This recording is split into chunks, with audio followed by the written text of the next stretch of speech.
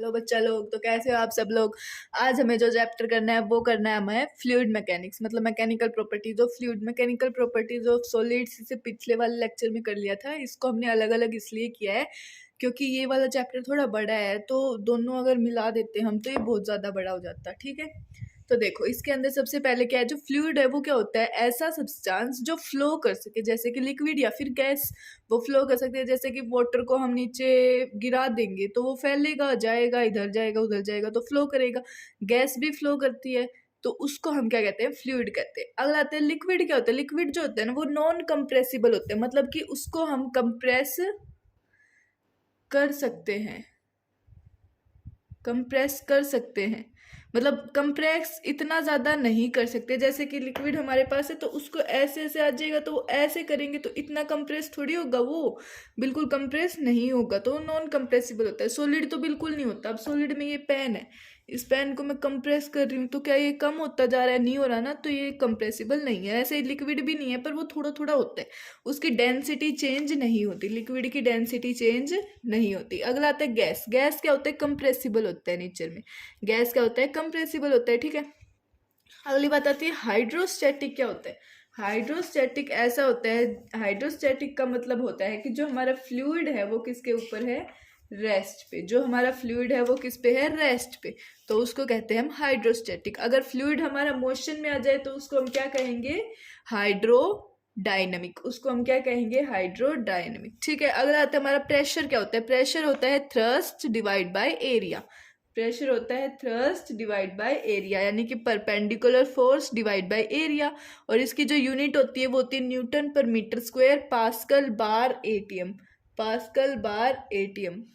ठीक है, एक पास्कल क्या होता है हमारा, 10⁵ बार।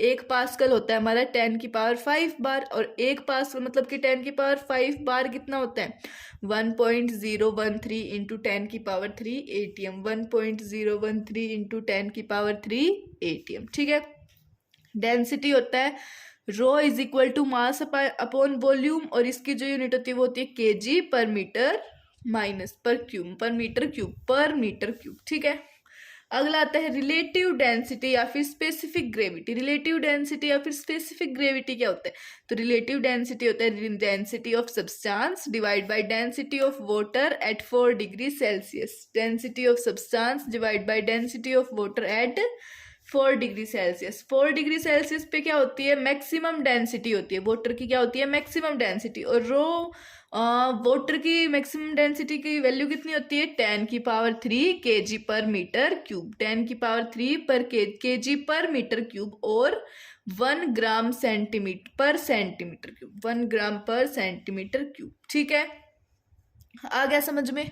अगला आता है variation of rho with depth. Depth के साथ डेंसिटी की क्या वेरिएशन होगी, तो pressure is equal to rho G H, pressure is equal to rho G H. अब हम बात करें change in pressure for liquid column. Liquid column के लिए प्रेशर चेंज कैसे होगा, तो होगा P2 minus P1 is equal to rho G H, P2 minus P1 is equal to rho G H. ठीक है, आ गया समझ में। अब देखो ये दे रखा है हमें एक सब्सटेंस, मतलब बीकर है, इसके अंदर एक सब्सटेंस रखा है, उस पर से हमने प्रेशर लगाया है, नीचे से इसके ऊपर फोर्स लगेगी वापस से, तो P, ये हमारा प्रेशर, इसके अंदर प्रेशर माइनस जितनी फोर्स ऊपर से लग रही है तो कितनी, PATM, PATM is equal to rho G H, is equal to rho G H. ठीक है, अगर हॉरिजॉन्टल डायरेक्शन में बात करें तो P प्रेशर 1 हमारा प्रेशर 2 के इक्वल होगा, कोई भी चेंज नहीं होगा। प्रेशर 1 हमारा प्रेशर 2 के इक्वल होगा, कोई भी चेंज नहीं होगा। ठीक है, अगर pressure same level in fluid हो तो उसकी सेम डेंसिटी होगी। ये किसके ऊपर डिपेंड नहीं करेगी, ये शेप ऑफ कंटेनर के ऊपर डिपेंड नहीं करेगा। अगर प्रेशर सेम लेवल पे है फ्लूइड के अंदर तो उसकी सेम डेंसिटी होगी, और वो डिपेंड नहीं करेगा शेप ऑफ कंटेनर पे। तो PA is equal to PB equal to PATM plus rho G H, PATM plus rho G H. ठीक है, अगला आता है हमें फोर्स निकालनी है on the wall of container. Wall of container के ऊपर फोर्स निकालनी है, तो वॉल मतलब पहले एक वॉल मानेंगे, तो 4 वॉल होती है, 4 वॉल होती है ना, तो P एवरेज क्या आ गया, रो जी एच डिवाइड बाय 2 और F हमारा आ गया PA, तो प्रेशर आ गया, प्रेशर आया हमारा rho G H divide by 2 और PA आ गया हमारा rho G H divide by 2 into A। ठीक है, फिर आता है 4 वोल्स के ऊपर, यानी कि इंटू में 4 है तो क्या आ गया 2 रो जी एच A। ठीक है, 4 एरिया आ गए ना, इधर एक एरिया इधर 4 एरिया। अब आता है वोल्स के ऊपर और बॉटम के ऊपर, तो वोल्स का एक तो ये आ गया हमारा 2 रो जी एच और बॉटम 2 होते हैं, तो बॉटम कितने, एक ही होता है बॉटम, सॉरी एक बॉटम होता है, उसका कितना आ गया रो जी एच इंटू ए, तो क्या आ गया 3 रो जी एच इंटू ए। ठीक है, अगला आता है pressure difference in accelerating fluids. Accelerating fluids के अंदर प्रेशर डिफरेंस क्या होते हैं? सो जो फर्स्ट है वो है if fluids are in rest, अगर फ्लूइड्स किसके ऊपर हो, रेस्ट के ऊपर हो, तो जो P है हमारा प्रेशर है वो चेंज नहीं होगा हॉरिजॉन्टल डायरेक्शन में, बट डेप्थ के साथ वो इंक्रीज करेगा। हॉरिजॉन्टल डायरेक्शन में तो कुछ नहीं होगा, बट डेप्थ के साथ वो क्या करेगा, इंक्रीज करेगा, अगर फ्लूइड हमारे रेस्ट पे, अगर फ्लूइड हमारा रेस्ट पे। ठीक है, अगर फ्लूइड एक्सेलरेटेड है तो प्रेशर चेंज करेगा हॉरिजॉन्टल में भी और वर्टिकल डायरेक्शन में भी। किसमें, हॉरिजॉन्टल और वर्टिकल दोनों डायरेक्शन में हमारा प्रेशर क्या करेगा, चेंज होगा अगर फ्लूइड एक्सेलरेटेड है।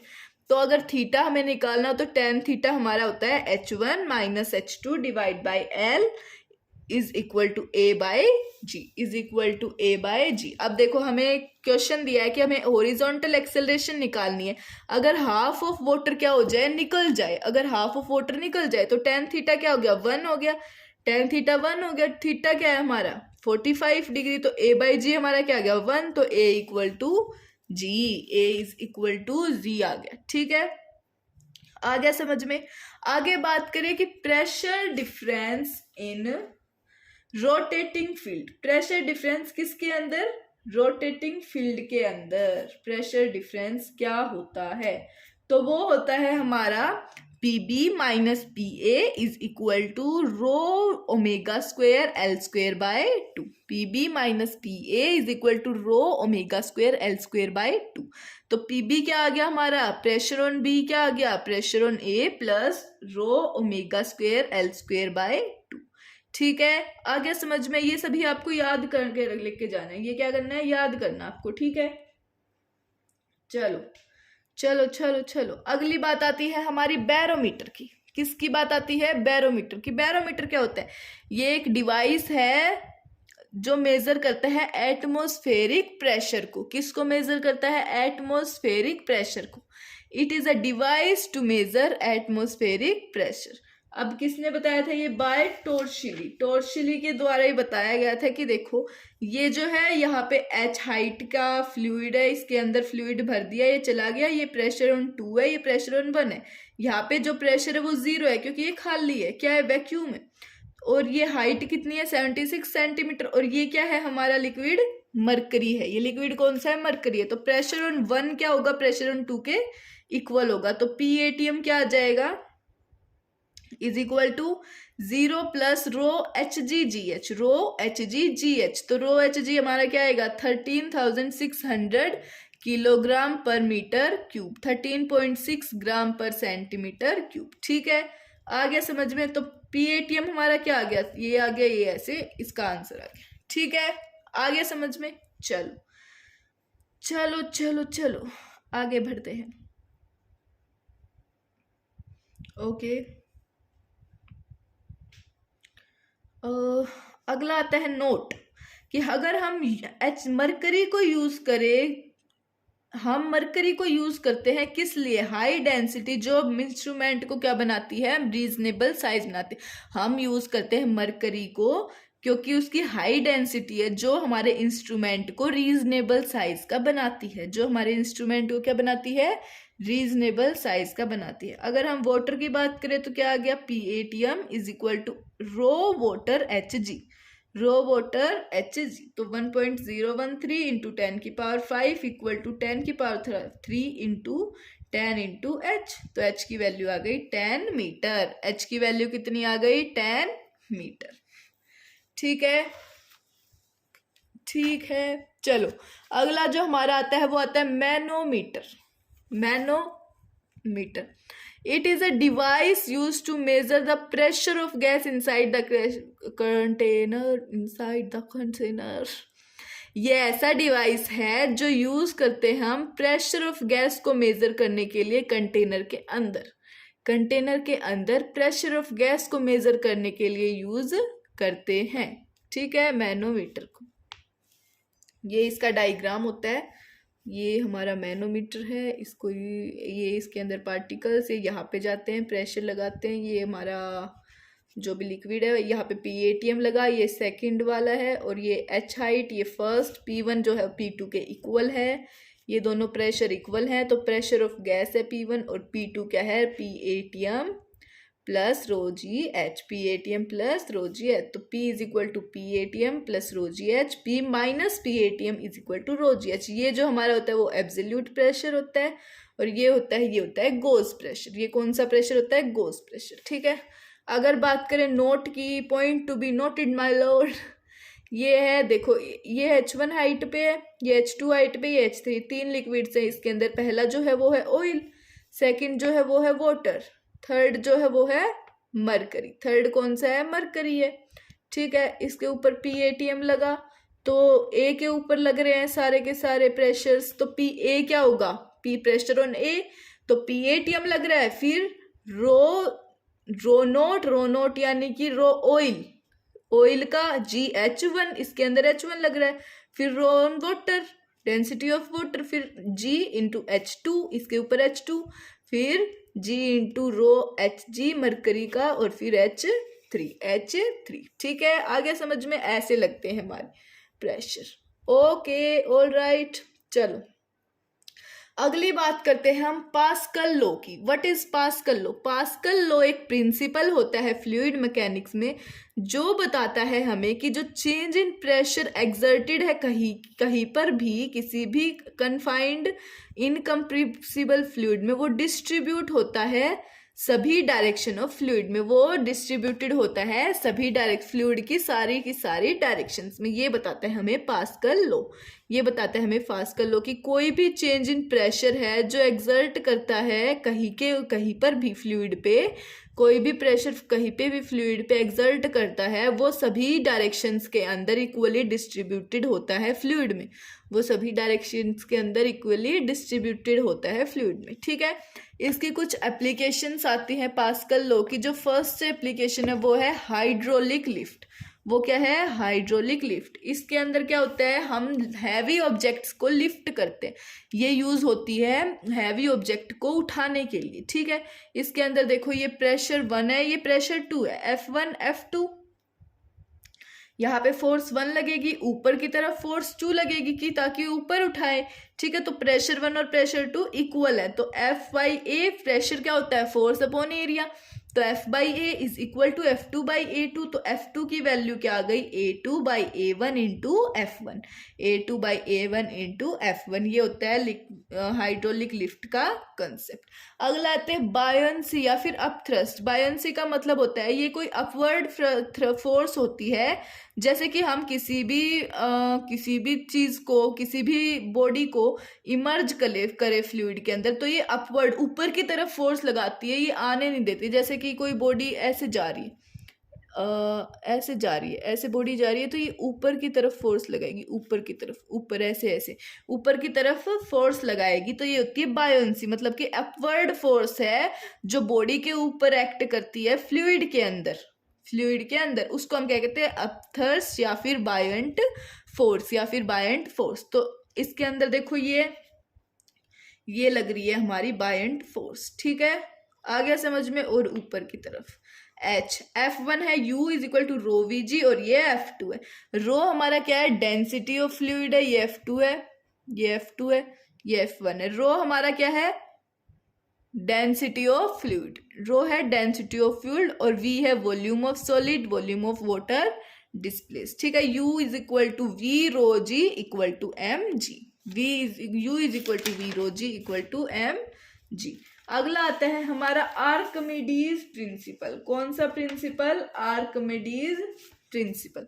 इसके अंदर ये कहता है, इट स्टेट्स दैट जब बॉडी कोई भी पार्शियली या फिर कंप्लीटली इमर्ज्ड होती है किसी भी फ्लूइड में, तो वो एक अपवर्ड थ्रस्ट जो इक्वल होता है वेट ऑफ फ्लूइड डिस्प्लेस के, उसको कहते हैं हम आर्किमिडीज प्रिंसिपल। जैसे कि कोई भी बॉडी है वो पार्शियली या फिर कंप्लीटली अंदर चली गई फ्लूइड के, ठीक है, तो जो बॉडी है वो एक्सपीरियंस करेगी एक अपवर्ड थर्स्ट। वो क्या एक्सपीरियंस करेगी? Upward thrust. और जो इक्वल होगा उसके फ्लूइड के, जो फ्लूइड उसके अंदर गया है ना, मतलब जितना फ्लूइड उसके इक्वल हुआ है, अरे मतलब कि जितना वो फ्लूइड के अंदर गई है उस वेट के इक्वल होगा, उस फ्लूइड के वेट के इक्वल होगा। ठीक है, ठीक है, आ गया समझ में? ये होता है हमारा आर्किमिडीज प्रिंसिपल। वो क्या होता है? हमारा आर्किमिडीज प्रिंसिपल। ठीक, तो force is equal to F B is equal to U equal to M G, U is equal to M G. अगला आता है हमारा अपेरेंट वेट का कॉन्सेप्ट। अपेरेंट वेट क्या होता है? Same concept. इसके अंदर क्या होता है? जो एक्चुअल वेट है फ्लूइड का माइनस में अप थ्रस्ट, माइनस में अप थ्रस्ट। जैसे बॉडी का जो एक्चुअल वेट है, कितना एक्चुअल वेट मान लिया? Rho V G, sigma V G मान लिया। इसका जो मतलब अब एक्चुअल वेट वो मान लिया सिग्मा वी जी। ठीक है, आया समझ में? कुछ mass is equal to sigma V हो गया। अब थ्रस्ट का भी वेट लगेगा इसके ऊपर, ऊपर की तरफ देखो वेट क्या लग रहा है? रो ई वी जी, मतलब रो वी जी। ये वेट लग रहा है इसके ऊपर की वाटर का वेट लग रहा है कि ऊपर की तरफ धक्का दे रहा है, तो उसका वेट और इसका वेट, तो एक्चुअल वेट में से इसको माइनस कर देंगे तो वो आ जाएगा हमारा अपेरेंट वेट। क्या आ जाएगा? Apparent wait. तो अगर हम लॉस इन वेट की बात करें तो कि कितना लॉस करता है वो वेट, तो actual wait minus apparent wait, जो हमारे इक्वल आ जाएगा अप थ्रस्ट के, जो हमारे किसके इक्वल आएगा? अप थ्रस्ट के। ठीक है, आ गया समझ में अपेरेंट वेट का कंसेप्ट, कि जो हमारा टोटल वेट है बॉडी का उसमें से हम माइनस कर देंगे अप थ्रस्ट का वेट। ठीक है, आ गया समझ में? अगला आता है हमारा फ्लोटेशन लो। फ्लोटेशन लो क्या कहता है? जो फर्स्ट केस होता है इसके अंदर, वो क्या होता है? वेट हमेशा ग्रेटर देन जीरो। हमारा जो वेट है वो क्या होगा? Greater than zero. तो अपेरेंट वेट हमारा क्या आ जाएगा? पॉजिटिव। इसके अंदर जो हमारा एफ नेट होता है वो जीरो होता है। एफ नेट क्या होता है? जीरो। ये हमेशा करेक्ट है। ठीक है, वेट हमारा ग्रेटर देन जीरो आ गया तो अपेरेंट वेट कितना आया? पॉजिटिव। अपेरेंट वेट क्या है हमारा? पॉजिटिव। अगर हम केस 2 की बात करें, इसके अंदर किसी लिक्विड के अंदर इमर्ज कर देंगे तो वेट क्या आएगा? mg के इक्वल। तो mg equal to U is equal to rho V G. तो ये वॉल्यूम कितना है? किसका है? फ्लूइड डिस्प्लेस का। फ्लूइड डिस्प्लेस का, तो V G equal to rho V G. तो सिग्मा इक्वल आ गया रो के। सिग्मा किसके इक्वल आ गया? रो के। तो ये क्या है?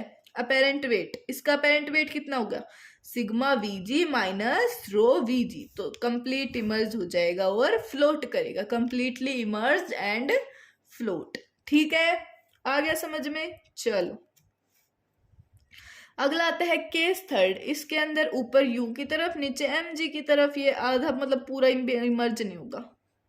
इसके अंदर apparent weight same sigma V G minus rho V G. तो यू क्या हो गया हमारा? Greater than M G. U किससे? ग्रेटर देन एम जी, मतलब वेट से ज्यादा होगा। एम जी क्या होता है? Weight of body. Weight of body से अप थ्रस्ट ज्यादा होगा, अप थ्रस्ट फोर्स क्या होगा? ज्यादा होगा वेट ऑफ बॉडी से। तो M G equal to U is equal to rho V G. तो ये वॉल्यूम ऑफ वाटर है या फिर फ्लूइड है? वाटर या फ्लूइड की वॉल्यूम है। ठीक है, अब इसके अंदर क्या दे रखा है? देखो, ये हमारी कोई भी बॉडी है, ये ऊपर अब थ्रस्ट फोर्स लगा रही है, ये नीचे mg इसका वेट है, ये hf हाइट ऑफ फ्लूइड और ये hs हाइट ऑफ सॉलिड, मतलब सब्सटेंस, हाइट ऑफ सब्सटेंस। तो एफ नेट हमारा क्या आता है? Zero. mg equal to U is equal to rho fluid, volume of fluid और जी।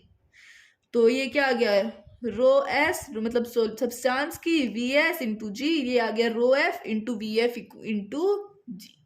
तो rho F divide by rho S, ये उधर चला गया, ये इधर आ गया, V S by V F. तो V F by V S क्या हो गया? Rho S by rho F. ये फॉर्मूला बन गया हमारा फ्लोटेशन लॉ। ऐसे ही इसमें area into H F divide by area into H S is equal to rho S by rho F. तो क्या आ गया? ये H F by H S, H F by H S is equal to rho S by rho F, row S by rho F. ठीक है, आ गया समझ में? ये थोड़ा कंफ्यूजिंग था, है ना? मेरे को भी लगा। चलो, आगे बढ़ते हैं, अगली बात आती है हमारी फ्लूइड डायनामिक्स की, डायनामिक्स फ्लूइड डायनामिक्स की। ठीक है, तो इसके अंदर जो है वो सबसे पहला क्या है, आइडियल फ्लूइड। आइडियल फ्लूइड क्या होता है, एक ऐसा आइडियल फ्लूइड इज वन ऐसा फ्लूइड जो नॉन विस्कस होता है और नॉन विस्कस इनकम्प्रेसिबल होता है और वो फ्लो करता है, और इसका जो फ्लो होता है वो क्या होता है, स्टीडी होता है और इरेशनल होता है, कि ये कैसे भी फ्लो करता है, पता नहीं कैसे, कभी इधर कभी इधर कभी इधर कभी इधर ऐसे फ्लो करता है। तो इसका जो फ्लो होता है वो स्टीडी होता है और इरेशनल होता है। आइडियल फ्लूइड क्या होता है, एक ऐसा फ्लूइड जो नॉन विस्कस हो, नॉन विस्कस इनकम्प्रेसिबल हो, और इसका जो फ्लो हो वो क्या हो, स्टीडी और इरेशनल हो। इसका फ्लो क्या हो, स्टीडी और इरेशनल हो। ठीक है, अगला आता है स्टेडी फ्लो। क्या होता है भाई, स्टेडी तो आपने बता दिया, स्टेडी फ्लो ये तो बताओ स्टेडी फ्लो होता क्या है। स्टेडी फ्लो होता है ऐसा fluid, the fluid velocity at every point does not change with time either direction और मैग्नीट्यूड। ऐसी फ्लूइड वेलोसिटी जो हर पॉइंट पे चेंज ना हो, जो हर पॉइंट पे चेंज ना हो टाइम के साथ, ना ही डायरेक्शन उसकी, ना ही मैग्नीट्यूड, ना ही डायरेक्शन ना ही मैग्नीट्यूड, वो क्या रहे, सेम रहे एट एनी सिंगल पॉइंट, किसी भी सिंगल पॉइंट के ऊपर सेम रहे। ठीक है, तो वो क्या होता है, स्टेडी फ्लो होता है, वो होता है स्टेडी फ्लो। अगला आता है इनकम्प्रेसिबल। इनकम्प्रेसिबल में क्या होता है, जो डेंसिटी होती है वो चेंज नहीं होती, वो कांस्टेंट रहती है। डेंसिटी हमारी चेंज नहीं होती, वो क्या होती है, कांस्टेंट रहती है। अगला आता है हमारा principle of continuity. Principle of continuity का मतलब होता है कि जो A1 V1 है, यहाँ पे जो एरिया है, यहाँ पे जो एरिया है, यहाँ पे जो एरिया है, यहाँ पे जो वॉल्यूम है, यहाँ पे वॉल्यूम, यहाँ पे वॉल्यूम सेम रहेगी, कांस्टेंट रहेगी। यानी जितना यहाँ से जाएगा फ्लूइड उतना ही यहाँ से बाहर आएगा, वो होता है हमारा principle of continuity. Principle of continuity. ठीक है, यानी कि A1 V1 equal to A2 V2, A3 V3 equal to constant. ठीक है, A1 V1 equal to A2 V2 constant. आ गया समझ में। जो रेट ऑफ फ्लो है हमारा वो क्या होता है, कॉन्स्टेंट होता है। रेट ऑफ फ्लो हमारा क्या होता है, कॉन्स्टेंट होता है। ठीक है, अगली बात करें, energy processed by a flowing fluid. Flowing fluid से एनर्जी, कितनी एनर्जी प्रोसेस होती है, तो जो फर्स्ट एनर्जी आती है वो होती है प्रेशर एनर्जी। प्रेशर एनर्जी क्या होती है हमारी, work is equal to force into displacement. Work is equal to force into displacement, ये होती है हमारी प्रेशर एनर्जी। इसके अंदर क्या है, जो pressure energy divide by volume is equal to pressure. Pressure energy divide by volume equal to pressure. अगला आता है हमारा प्रेशर हेड। प्रेशर हेड क्या होता है, pressure energy divide by mg, यानी कि weight. Pressure energy divide by mg। ठीक है, ठीक है, तो प्रेशर एनर्जी को हम क्या लिख सकते हैं, P into volume. P into volume लिख दिया डिवाइड बाय mg। तो रो क्या होता है हमारा, m बाई वी। तो इसको m बाई वी को क्या लिख सकते हैं, रो लिख सकते हैं, तो P बाय रो जी। प्रेशर हेड होता है हमारा P बाय रो जी, P बाय रो जी। ठीक है, अगली आती है हमारी काइनेटिक एनर्जी। काइनेटिक एनर्जी क्या होती है, हाफ mv स्क्वायर। पूरी दुनिया को पता है ये बात, हाफ mv स्क्वायर के काइनेटिक एनर्जी क्या होती है, हाफ mv स्क्वायर। तो kinetic energy divide by volume into is equal to half mv square divide by volume. Divide by volume हो गया, डिवाइड बाय वॉल्यूम। ठीक है, तो kinetic energy divide by volume क्या आ गया, half rho V square. Half rho V square आ गया कि नहीं, हाफ रो बी, क्योंकि मास m बाई वी क्या होता है, रो होता है, तो ये क्या आ गया, हाफ रो बी स्क्वायर। अगला आता है वेलोसिटी हेड। वेलोसिटी हेड क्या होता है, kinetic energy divide by mg। तो ये आ गया v square by 2g, v square by 2g। ठीक है, आ गया समझ में। चलो अगले पे आते हैं। अगला क्या होता है हमारा, पोटेंशियल एनर्जी। पोटेंशियल एनर्जी होता है, potential energy is equal to mgh। तो mgh तो potential energy divide by volume, m by vgh। Potential energy divide by volume आ गया हमारा rho G H. Rho G H potential head आ गया, potential energy divide by mgh। mgh by mg equal to h। ठीक है, चलिए चलो चलो चलो अगला जो हमारा टॉपिक है वो है बर्नौलीज थ्योरम। बर्नौलीज थ्योरम क्या कहती है? बर्नौलीज थ्योरम कहती है कि जो sum of pressure energy, kinetic energy या फिर potential energy per unit volume है किसी भी आइडियल फ्लूइड की, वो क्या होती है? कांस्टेंट होती है, वो हमेशा कांस्टेंट रहती है। यानी कि P plus half rho V square plus rho G H, वो हमेशा क्या होती है? इनका सम क्या होता है? Sum of pressure energy, kinetic energy per unit volume, potential energy per unit volume ideal fluid की हमेशा कांस्टेंट होती है। और इनका सम ये क्या होता है? P plus half rho V square plus rho G H equal to constant. आया समझ में? आ गया दीदी। तो अगर another form of Bernoulli's theorem की बात करें तो वो क्या होता है? इनके हेड्स के ऊपर, तो P upon rho G plus H plus half rho V square by 2g, ये भी क्या होता है? कांस्टेंट होता है। ये क्या हो गया? प्रेशर हेड, ये पोटेंशियल हेड और ये काइनेटिक हेड। इसकी डेरिवेशन मैं आपको नहीं करवा रही हूँ क्योंकि इसकी डेरिवेशन एग्जाम में थोड़ी पूछी जाएगी यार, थोड़ी नहीं कहेंगे कि इसकी डेरिवेशन करके दिखाओ। बस आपको ये फॉर्मूला याद करना है और आपको ये थोड़ा समझना है। इसके अंदर भी क्या होता है? जितना प्रेशर जाएगा उतना प्रेशर एरिया बाहर आएगा, जितना फ्लूइड अंदर जाएगा उतना फ्लूइड बाहर आएगा। ठीक है, बस आपको ये याद रखना रहता है। अगली आती है application of Bernoulli's theorem. Bernoulli's theorem की एप्लीकेशन की बात करें तो जो फर्स्ट एप्लीकेशन होती है वो होती है हमारी वेंटूरीमीटर। क्या होती है? वेंटूरीमीटर।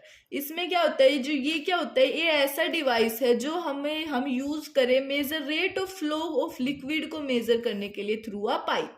जो रेट ऑफ फ्लो होता है लिक्विड का पाइप के थ्रू, उसको मेजर करने के लिए, मतलब कि speed of flowing liquid flowing liquid की स्पीड को मेजर करने के लिए, उसको हम कहते हैं वेंटूरीमीटर। उसको हम क्या कहते हैं? वेंटूरीमीटर। अब ये जो है ये इसका डायग्राम है, ये डायग्राम आपको देखना है कि ये होता है हमारा वेंटूरीमीटर। ये क्या होता है? वेंटूरीमीटर।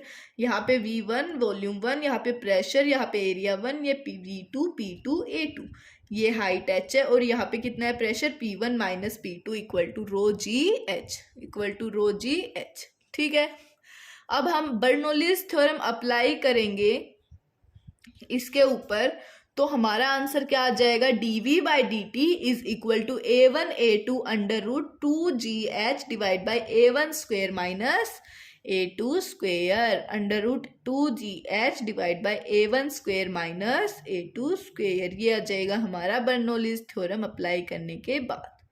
ठीक है, आ गया समझ में? अगला आता है हमारा स्पीड ऑफ एफ्लेक्स। क्या आता है? Speed of efflux. इसके अंदर ये इसका डायग्राम होता है। यहाँ पे वॉल्यूम V1 लगती है, हाइट ये H माइनस H, ये पूरा H बड़ा H, यहाँ से जो वॉल्यूम 2 है वो निकलती है P0 A2 P0। जो एरिया 1 होता है वो बड़ा होता है, ग्रेटर देन होता है एरिया 2 से। अगर हम इसके अंदर भी बर्नौलीज थ्योरम को अप्लाई करें तो हमें मिल जाएगी V2 is equal to under root 2GH। अगर हम बात करें रेंज ऑफ फ्लूइड की रेंज क्या आएगी? तो वो आएगी 2√H into H minus H, 2√H into H minus H। ठीक है, ये होती है हमारी रेंज ऑफ फ्लूइड। ठीक है, जो हमारी रेंज ऑफ फ्लूइड है वो डिपेंड करती है पोजीशन ऑफ ओरिफिस से। किस पे डिपेंड करती है? Position of orifice. अब आप लोग पूछोगे दीदी ओरिफिस क्या होता है? ओरिफिस ऐसा वेसल है, ओपनिंग वेसल है, जिसके अंदर जो लिक्विड फ्लो करता है वो निकलता है, जो लिक्विड निकल जाता है बाहर, जो लिक्विड बाहर निकल जाता है उसको कहते हैं हम ओरिफिस। ठीक है, मैंने आगे डेफिनेशन भी लिख रखी है, वो पढ़ लेना आप। रेंज डिपेंड करती है पोजीशन ऑफ ओरिफिस। अगर मैक्सिमम रेंज की बात करें तो वो होती है range is equal to H बड़ा H। तो अगर हम H/2 की बात करें तो वो छोटा H। ठीक है, देखो ये डेफिनेशन ओरिफिस की पढ़ लो। An opening in a vessel through which the liquid flows out, जो लिक्विड है वो फ्लोज आउट हो जाए उसको हम कहते हैं ओरिफिस। ठीक है, अब बात करें टोरिशली लो। टोरिशली लो क्या होता है? Torricelli law, the velocity of efflux of liquid जो वेलोसिटी ऑफ एफ्लेक्स है लिक्विड की वो इक्वल हो जाए velocity which body require in falling freely from the liquid surface to the orifice. ऐसी वेलोसिटी एफ्लेक्स ऑफ लिक्विड की वो equal हो जाए वेलोसिटी जिसकी वजह से जो बॉडी है वो एक्वायर करती है freely from the liquid surface. Liquid surface जो होता है ओरिफिस का उससे क्या करती है, फ्रीली फॉल करती है, ऐसी वेलोसिटी के क्या हो जाए, वो इक्वल हो जाए। ये होता है हमारा टॉर्शियली लो। ठीक है, अगली आती है विस्कोसिटी। विस्कोसिटी क्या होती है, ये एक ऐसी प्रॉपर्टी है फ्लूइड की जिसकी वजह से जो इंटरनल फोर्स ऑफ फ्रिक्शन होती है वो प्ले के अंदर आती है जब फ्लूइड मोशन में, और वो अपोज करती है रिलेटिव मोशन को जब वो डिफरेंट लेयर में, क्योंकि वो किसके बीच में, डिफरेंट लेयर, इसकी डिफरेंट लेयर्स के अंदर उसको क्या करती है, अपोज करती है। ठीक है, इसको कहते हैं हम विस्कोसिटी। अगला आता है हमारा वेलोसिटी ग्रेडियंट। वेलोसिटी ग्रेडियंट देख लो, ये डायग्राम होता है, इसका जो फॉर्मूला होता है वो होता है Vg equal to dV by dx। Vg equal to dV by dx। ठीक है, ठीक है। अगला आता है हमारा विस्कस फोर्स। विस्कस फोर्स क्या होता है, इंटरनल फ्रिक्शन इन फ्लूइड, फ्लूइड के अंदर इंटरनल फ्रिक्शन, उसको हम कहते हैं विस्कस फोर्स। जो विस्कस फोर्स है वो अपोज करता है motion of one portion of fluid, जो ये अपोज करता है motion of one portion of fluid के वन पोर्शन के मोशन को क्या कहता है, अपोज करता है। ठीक है, जो दूसरे के साथ रिलेटेड है। थर्ड होता है इसका विस्कस फोर्स का, वो अकॉर्डिंग टू न्यूटन के अकॉर्डिंग जो फ्रिक्शनल फोर्स होती है वो डिपेंड करती है एरिया के ऊपर। तो F is equal to minus eta A dV by dx। Minus eta, N, ये एन है ना, इसको हम कहते हैं eta, minus eta A dV by dx। तो ईटा हमारा क्या आ गया, F dx by A dV, F dx divide by A dV, और किसके ऊपर, dV बाई dx पे, यानी वेलोसिटी ग्रेडियंट पे। तो ईटा क्या है, कोफिशिएंट ऑफ विस्कोसिटी, इसका जो डायमेंशन होता है वो क्या होता है, इसके ऊपर ये डिपेंड करती है, इसके आगे ये। ठीक है, डायमेंशन होता है m1 l-1 t-1, इसकी जो SI यूनिट है वो होती है न्यूटन सेकंड पर मीटर स्क्वायर, डेकापोइस CGS यूनिट डायन सेकंड पर मीटर स्क्वायर, और इक्वल टू पोइस। तो 1 पोइस होता है 10⁻⁻1 न्यूटन सेकंड पर मीटर स्क्वायर, न्यूटन सेकंड पर मीटर स्क्वायर। ठीक है, ये आ गया। अगला आता है स्टोक्स लॉ। क्या होता है हमारे पास, व्हाट इज स्टोक्स लॉ, जब कोई भी बॉडी मूव कर रही हो फ्लूइड के अंदर, जो विस्कस फोर्स होती है ना वो डिपेंड करती है किस किस के ऊपर। पहला जो है वो है shape and size of object, object के शेप और साइज पे, जिसकी वजह से फॉर स्फेयर जो ये डिपेंड करती है रेडियस ऑफ स्फेयर, किसके ऊपर, रेडियस के ऊपर। ठीक है, सेकंड किसके ऊपर डिपेंड करती है हमारी viscous force, speed of the object, object की स्पीड पे। फिर विस्कोसिटी ऑफ फ्लूइड, फ्लूइड की विस्कोसिटी पे यानी ईटा पे। तो F is directly proportional to eta V और R, V मतलब स्पीड है, F is equal to K eta V R। तो एक्सपेरिमेंटली हमें पता चला कि जो K होता है वो 6 पाई के इक्वल होता है। वो किसके इक्वल होता है, 6 पाई के। तो force is equal to 6 pi eta V R। ठीक है, ठीक है, आ गया समझ में। अभी ये चैप्टर हमारा खत्म ही होने वाला है, बस कुछ ही मिनटों का और है। अगला आता है टर्मिनल वेलोसिटी। टर्मिनल वेलोसिटी क्या होती है, ऐसी मैक्सिमम कांस्टेंट वेलोसिटी बॉडी के द्वारा जो फॉलिंग के टाइम पे किसी भी विस्कस फोर्स के थ्रू, एक minute, the maximum constant velocity by body while falling through a viscous medium is called. कोई भी, जब हम किसी भी विस्कस मीडियम से फॉल कर रहे हो ना, जा रहे हो, तो जो मैक्सिमम कांस्टेंट वेलोसिटी होती है बॉडी के ऊपर वो होती है हमारी टर्मिनल वेलोसिटी। वो हमारी कौन सी वेलोसिटी होती है, टर्मिनल वेलोसिटी। तो टर्मिनल क्या होता है, is equal to 2/9 into sigma minus rho into R square G divide by eta, 2/9 into sigma minus rho into R square G by eta. ठीक है, अगर रिजल्ट्स की बात करें तो इनके ग्राफ की बात करते हैं। देखो फर्स्ट क्या होता है, V वर्सेस T का ग्राफ। तो V वर्सेस T का ग्राफ की बात करें तो इसके अंदर देखो ये क्या है, ये हमारा ग्राफ है वी टी का, तो ये ऐसे जाता जाएगा और ऊपर जाके ये क्या हो जाएगा, कांस्टेंट हो जाएगा। ये कांस्टेंट यहाँ पे हमारा वी टी है, ये वी टी का ग्राफ है। इसके बाद वी आर का ग्राफ, तो ये ऐसे जाएगा, ये ऐसे जाएगा, ठीक है। थर्ड जो है, ये जो वेलोसिटी होती है हमारी, वो किसके इनवर्सली प्रोपोर्शनल होती है, ईटा के इनवर्सली प्रोपोर्शनल होती है, और ये इंडिपेंडेंट ऑफ हाइट होती है, जो इस जिससे ये ड्रॉप हुआ है। वेलोसिटी जहां से ड्रॉप हुई है उसकी क्या होती है, इंडिपेंडेंट होती है, हाइट के क्या होती है, इंडिपेंडेंट होती है, ठीक है। अगली बात आती है यूट्यूब प्रॉब्लम से। इससे मैं आपको एक दो क्वेश्चंस करवा रही हूँ, उससे आपको यूट्यूब प्रॉब्लम्स आ जाएंगे। तो देखो फर्स्ट क्या है, देखो यहाँ पे दे रखे हैं, ये दो यूट्यूब दे रखे हैं। इसके अंदर इसकी पूरी की हाइट कितनी दे रखी है, लिक्विड तक की 20 सेंटीमीटर। फर्स्ट वाले की डेंसिटी, ये लाइन खींच रखी है ना, फर्स्ट वाले की डेंसिटी दे दी 2 ग्राम पर सेंटीमीटर क्यूब, सेकंड वाले की दे दी 1 ग्राम पर सेंटीमीटर क्यूब। अब ये इससे चेंज हुआ, ये इसको थोड़ा सा कम ले आए, उसको बढ़ गया, वो बढ़ जाएगा। अगर यहाँ से कम होगा तो उधर बढ़ेगा ना, तो इधर h कम हुई, यहाँ पे h बढ़ गई, तो ये 20 माइनस h, यहाँ पे 20 प्लस h, यहाँ पे ये कितना हो गया 20 प्लस h, ठीक है। तो ये इधर क्या हो गया, P naught into 20 minus H into 2, इसकी 2 थी, 2 into 10 plus is equal to P naught into 20 plus H into 10 into इसकी कितनी डेंसिटी थी, 1 डेंसिटी थी। तो 1 10 कहाँ से आया, जी 10 कहाँ से आया, रो जी एच होता था ना, तो रो 1 जी और एच ये, ठीक है। तो ये कितना आ गया, एच की वैल्यू 20/3, सोल्व कर लेना 20/3। अब इसके अंदर बात करें तो इसकी है 10 माइनस एच, इसकी एच 10 सेंटीमीटर, इसकी डेंसिटी है 0.8 ग्राम पर सेंटीमीटर क्यूब, इसकी डेंसिटी है 1.3 ग्राम पर सेंटीमीटर क्यूब, और इसकी डेंसिटी है 13.6 ग्राम पर सेंटीमीटर क्यूब, ठीक है। हमें निकालना है एच निकालना है, तो क्या 0.8 इंटू एच, ठीक है, plus 13.6 into 10 minus H is equal to 1.3 into 10 cut गया इधर से, ठीक है, वो हमने डायरेक्ट काट दिया, मतलब जी हमने पहले ही काट दिया।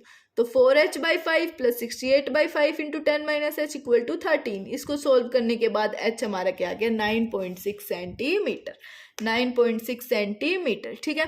अगली बात आती है हमारी सरफेस टेंशन की। सरफेस टेंशन क्या होती है, सरफेस टेंशन की बाद में बात करें, पहले बात करते हैं कोहेसिव फोर्सेस की।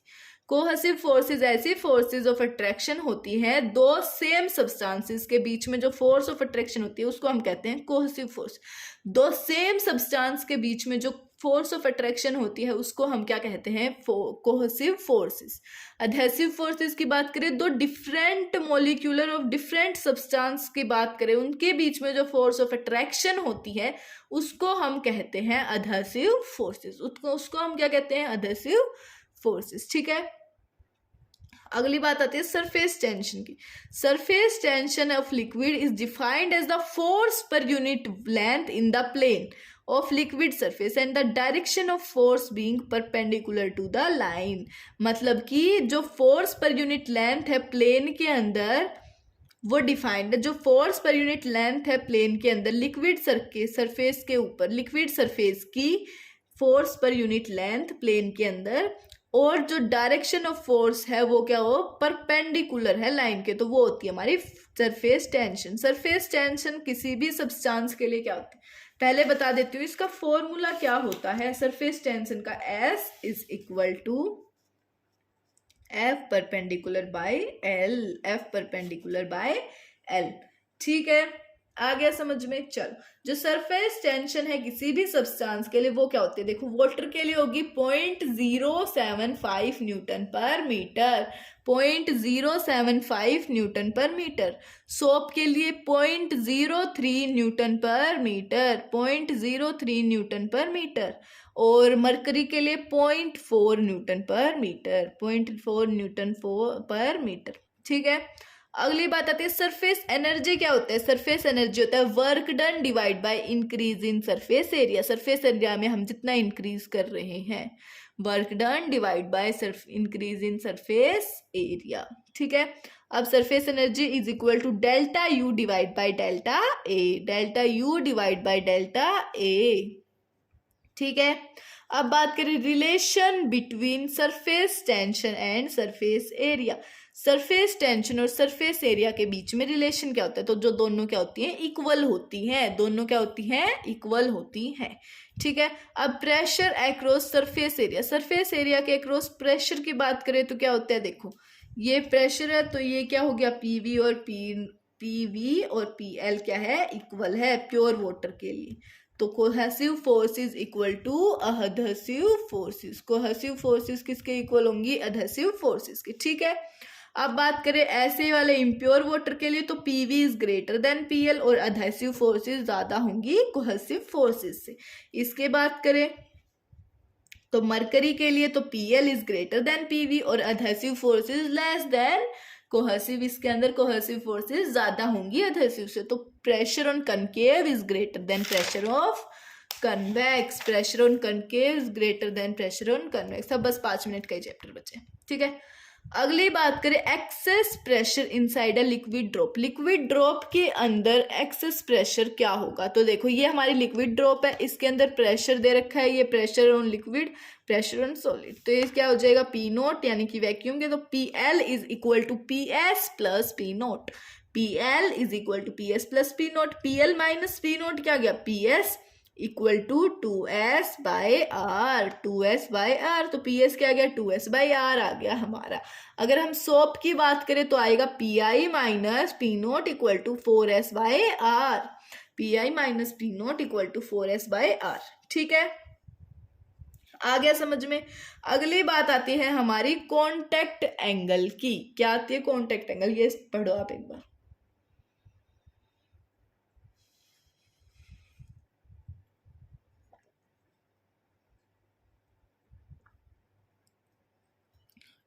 ओके, कॉन्टेक्ट एंगल क्या होता है? ऐसा थीटा मतलब angle between the tangent to the liquid surface at a point of contact away from, मतलब कि solid surface inside the liquid और tangent to the liquid surface जिसके ऊपर कॉन्टेक्ट अवे हो। किससे? सॉलिड से कॉन्टेक्ट अवे हो लिक्विड से, जो टेंजेंट खिंच रही है उसके बीच में, और सॉलिड सरफेस इनका इनसाइड द लिक्विड के बीच में जो एंगल होता है, जो थीटा होता है, उसको हम कहते हैं कॉन्टेक्ट एंगल। उसको हम क्या कहते हैं? Contact angle. ठीक है, चलो देखो इसके अंदर क्या है? कनकेव मिनिकस है हमारा, थीटा क्या है? Less than 90। तो इसके अंदर जो सरफेस होगा वो क्या होगा? वेट हो जाएगा। वो क्या होगा? हमारा गीला होगा। लिक्विड क्या होगा? राइज होगा नैरो ट्यूब में। लिक्विड क्या होगा? बढ़ेगा नैरो ट्यूब में। और एडहेसिव फोर्स किससे बड़ी होंगी? कोहेसिव फोर्सेस से। एडहेसिव फोर्सेस किससे बड़ी होंगी? कोहेसिव फोर्सेस पे। ठीक है, अगली बात आती है कन्वेक्स मिनिकस। कन्वेक्स मिनिकस की बात करें तो थीटा बड़ा होगा 90 डिग्री से, तो ये इससे बड़ा होगा 90 डिग्री। तो सरफेस क्या होगा? Does not wet. Surface wet नहीं होगा तो लिक्विड क्या हो जाएगा? डिप्रेस्ड हो जाएगा ट्यूब में। डिप्रेस हो जाएगा ट्यूब में। और जो कोहेसिव फोर्सेस है वो बड़ी होंगी अडहेसिव फोर्सेस से। अडहेसिव फोर्सेस से। ठीक है, ठीक है। अगला हमारा टॉपिक आता है कैपिलरिटी। कैपिलरिटी क्या होता है? ऐसा फिनोमिना जो लिक्विड को राइज करे, बढ़ाए या फिर कम करे कैपिलरी ट्यूब में। किसके कंपैरिजन में? उसके सराउंडिंग के कंपैरिजन में। तो उसको हम कहते हैं कैपिलरिटी। उसको हम क्या कहते हैं? कैपिलरिटी। ठीक है, अगर थीटा लेस देन 90 डिग्री होगा तो लिक्विड क्या करेगा? बढ़ेगा। अगर थीटा ग्रेटर देन 90 डिग्री होगा तो लिक्विड क्या करेगा? कम होगा, डिप्रेस करेगा। ठीक है, ठीक है। अगला आता है एसेंट फॉर्मूला। एसेंट फॉर्मूला क्या होता है? इसकी सीधी मैं डेरिवेशन नहीं करवा रही हूं, मैं फिर से बता रही हूँ, मैंने किसी की भी डेरिवेशन नहीं करवाई है, मैं सिर्फ आपको डायरेक्ट फॉर्मूलाज बता रही हूँ ताकि आप इनको याद रखो अच्छे से। तो आपको ये सारे के सारे फॉर्मूलाज अच्छे से याद रखने हैं। All right, okay.